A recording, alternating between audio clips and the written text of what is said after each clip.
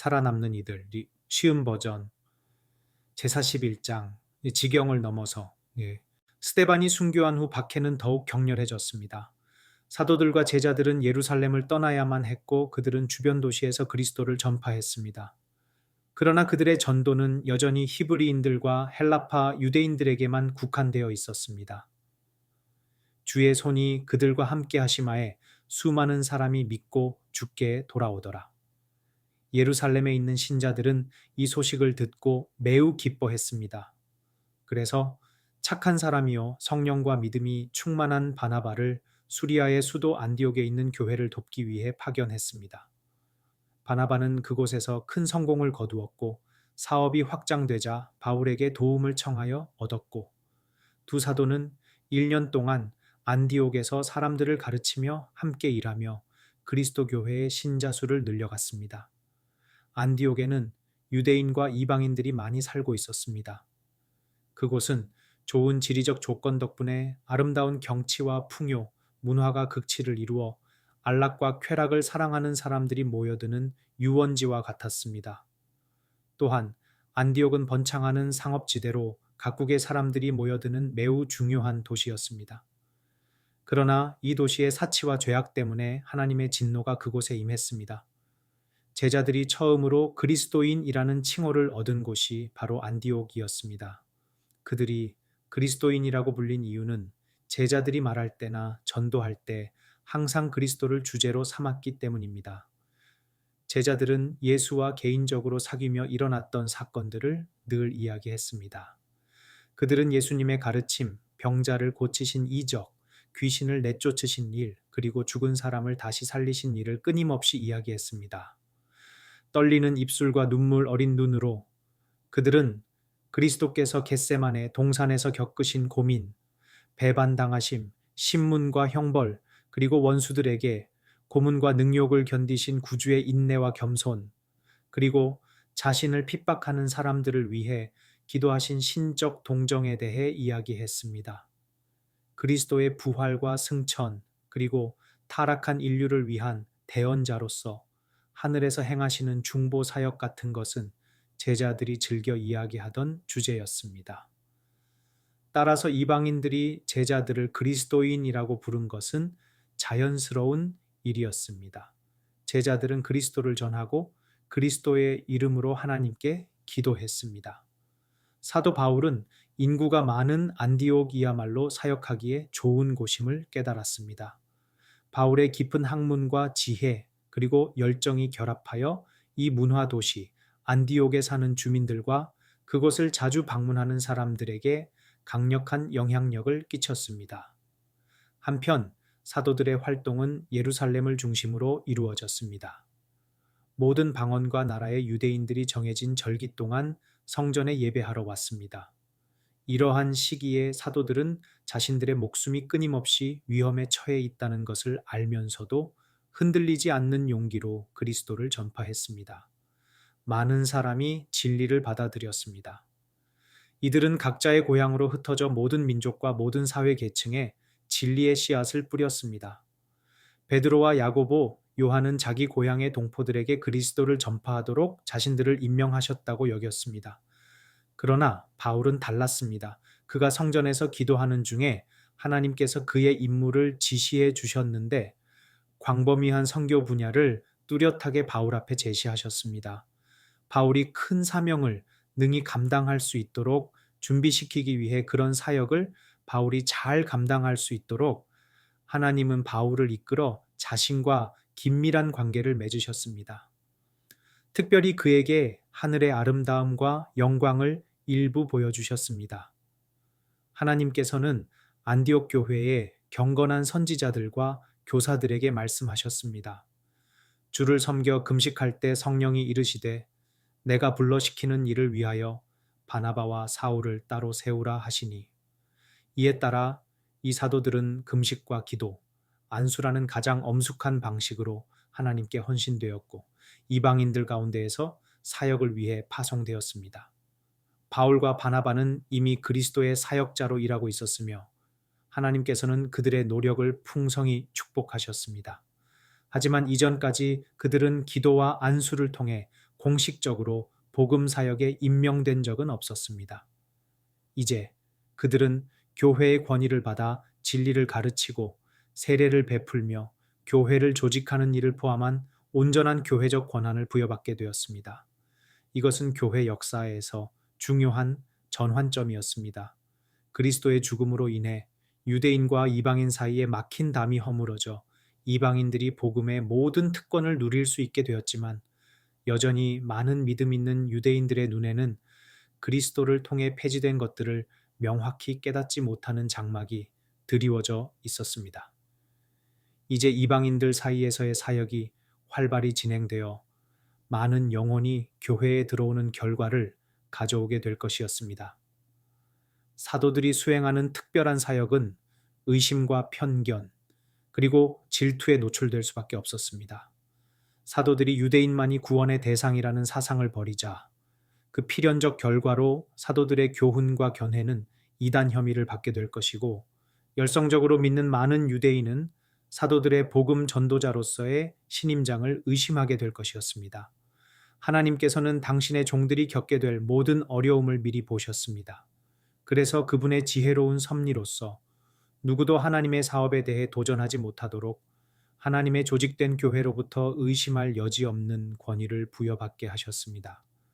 훗날 안수의식은 크게 남용되어 손을 얹는 행위 자체에 특별한 능력이 깃들어 있는 것처럼 여겨지거나 안수를 받으면 곧바로 목회 사역의 모든 일을 수행할 자격과 능력을 자동으로 받는다는 과도한 의미가 부여되었습니다.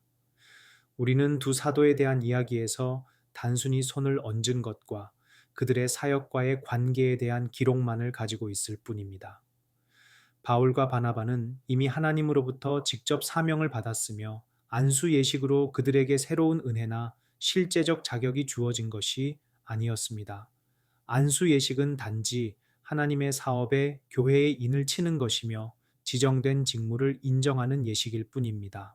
어떤 유대인들이 유대로부터 내려와 이방인 신자들 사이에서 할례 문제를 제기하며 큰 혼란을 일으켰습니다. 그들은 할례를 받고 모든 의식법을 지키지 않으면 구원을 받을 수 없다고 확신에 차서 주장했습니다. 이 문제는 매우 중요해서 교회에 큰 영향을 끼쳤습니다. 바울과 바나바는 즉시 이 문제에 신속하게 대처했으며 이방인들에게 할례 문제를 강요하는 것을 반대했습니다. 그러나 유대 지역 유대인 신자들의 의견에 동조하는 안디옥의 유대인 신자들은 바울과 바나바의 입장에 반대했습니다. 많은 토의를 했으나 의견이 달라서 더 이상 이 문제를 안디옥 교회에서 논의한다면 교회가 분열될 우려가 있었습니다. 이에 교회는 바울과 바나바와 책임질 만한 몇몇 사람을 예루살렘으로 보내어 사도와 장로들 앞에 이 문제를 제출하기로 했습니다. 마침 예루살렘에서 열리는 절기에 참석하려고 각 지역에서 대표자들이 왔는데 그들과 만나기로 했습니다. 교회의 책임자들이 이 문제에 대해 최종적으로 결정할 때까지 이 문제에 관한 논쟁은 중단되어야 했습니다. 결정이 나면 모든 교회가 따라야 할 것이었습니다.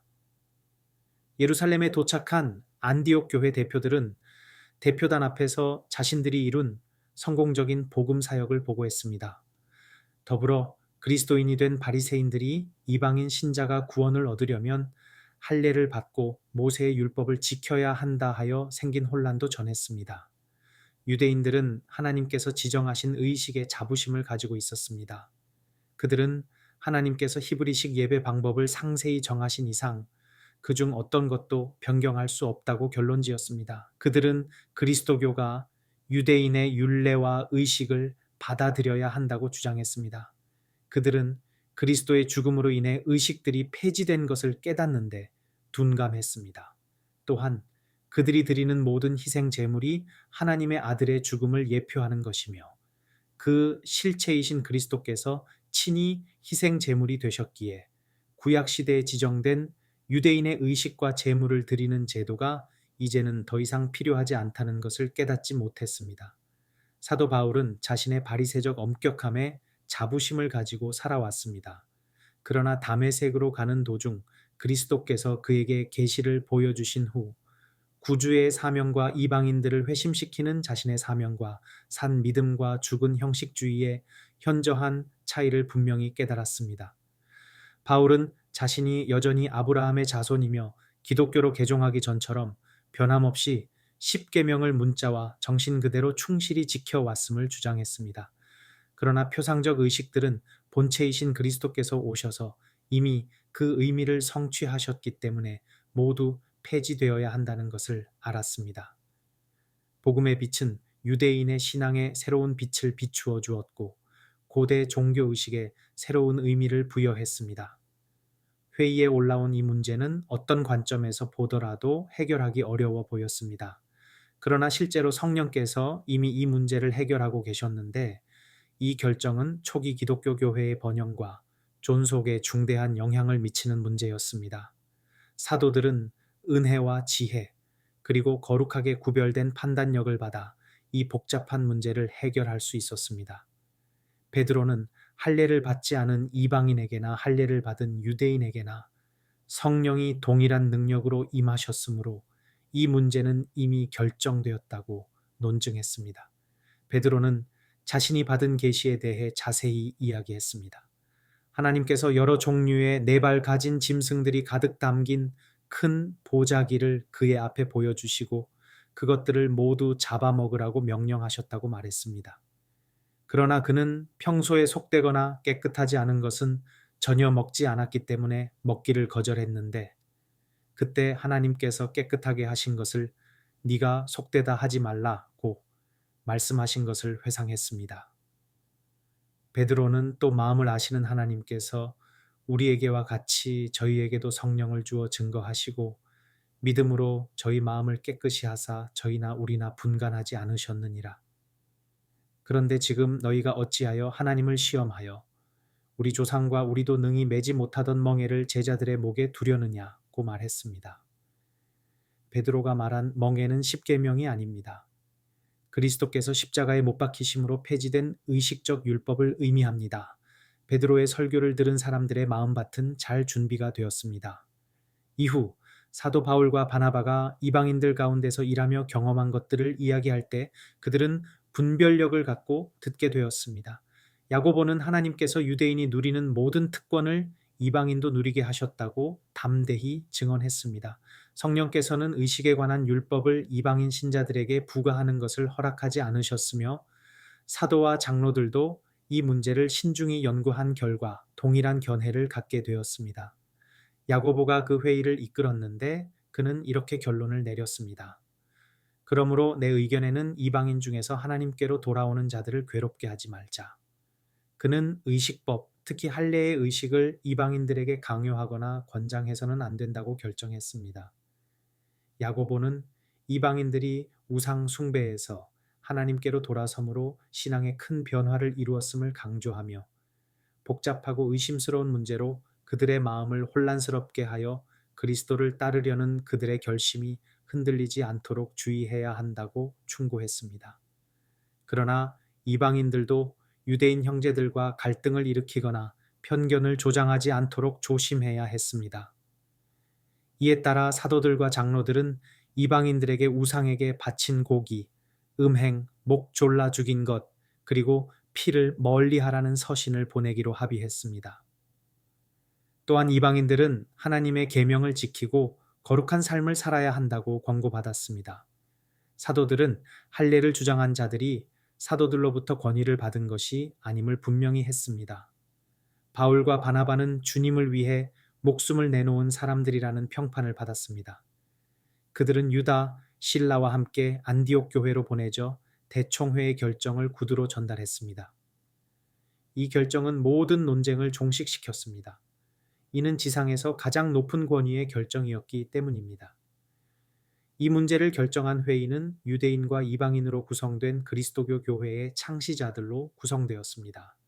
예루살렘의 장로들과 안디옥에서 온 대표자들 그리고 교회의 가장 유력한 대표자들이 그 회의에 참석했습니다.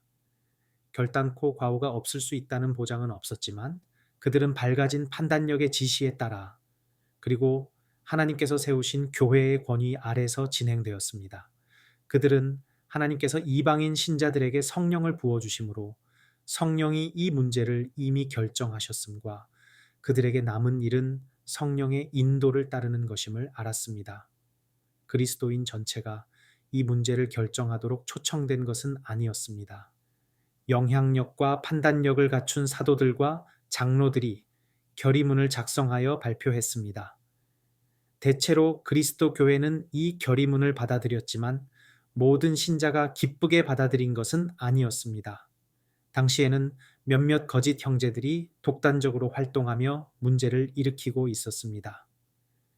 이들은 원망하고 비평하며 하나님께서 그리스도의 교훈을 가르치도록 택하신 경험 있는 사람들의 사역을 방해하고 새로운 안을 제시하려 했습니다.